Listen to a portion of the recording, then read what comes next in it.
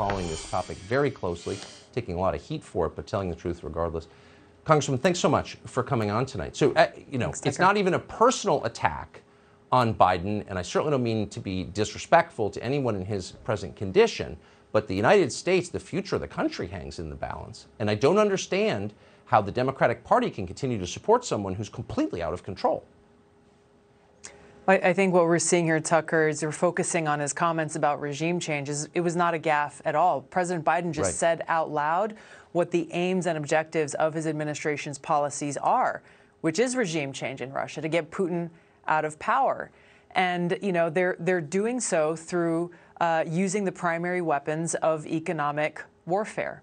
They're doing so by waging this modern-day siege against Russia, isolating, containing, destroying their economy, starving the Russian people in the hopes that the Russian people or the military will rise up and revolt and overthrow their government and get rid of Putin. And the reason why they're lying about this to the American people, Tucker, is they know that we are sick and tired of our country waging regime change wars.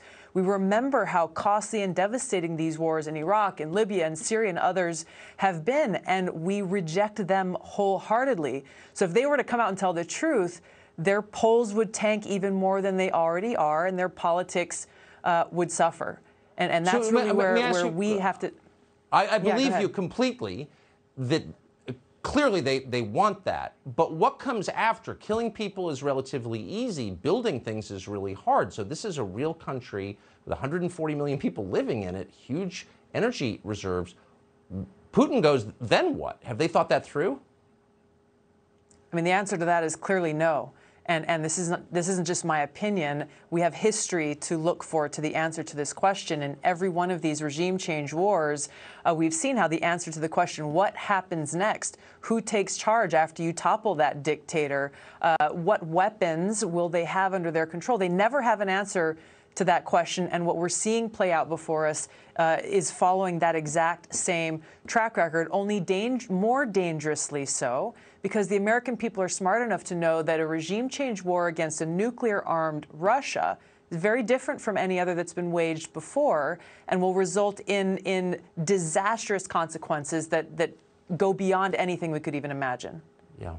Thank you for, I mean, these people who couldn't keep track of their own dangerous biological agents they were funding in Ukraine, they have no idea where they are, obviously. They're going to keep track of 6,000 nuclear weapons? I don't think so. So you are saying things that almost nobody else in the public sphere is saying. You've said recently that Facebook, Mark Zuckerberg, has been suppressing your message. Here's the clip of you explaining. When people try to type my name into the search box on Instagram or the Discover box, my account does not show up. I'm also getting a lot of reports from people who are trying to at my name, at Tulsi Gabbard, and mention me in their Instagram stories or posts, and they're getting a warning that says this account has posted false information.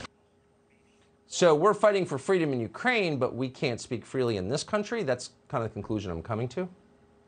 Yeah, pretty much. That's the conclusion is, big tech is acting as this dictatorship, telling us what we're allowed to say, what we're not allowed to say. The thing that they're saying, I'm spreading misinformation. Once again, there's no evidence, there's no examples, there's no notice from them saying, hey, this is what you're saying that's false. Right. Absolutely none of that. So it comes down to, if they don't like what you're saying, if you're shining a light on the truth, then you're going to be shut down or silenced.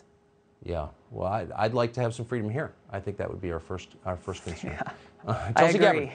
Great to see you tonight. Thank you so much. Subscribe to the Fox News YouTube channel to catch our nightly opens, stories that are changing the world and changing your life. From Tucker Carlson tonight.